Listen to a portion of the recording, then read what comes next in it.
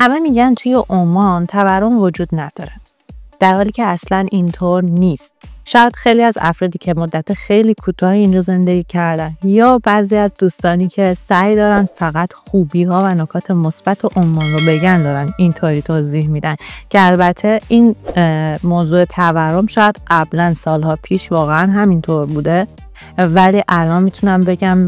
اگر بخوایم مثلا با 2 سال پیش یا 3 سال پیش قیمت همه چیز رو اینجا مقایسه بکنیم، از مواد خوراکی گرفته تا خونه و ماشین و برق و آب و همه چی، قیمت ها واقعا تغییر کرده. اگه 1-2 سال بیشتر اینجا زندگی بکنی اینو کاملا و به خوبی حسش میکنی. تنها چیزی که توی عمان ثابته قیمت بنزینه که میشه که از سال 2021 قیمت اصلا تغییری نکرده و شاید همین باعث بشه که خیلی از افراد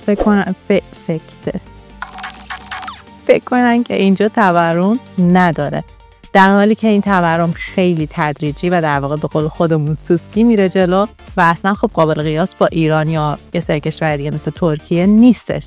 اما اگر میخواین مهاجرت کنین به عمان، حتما این نکته رو هم در نظر بگیرید که عمان هم تورم داره، منتها خیلی کم و آروم و آهسته.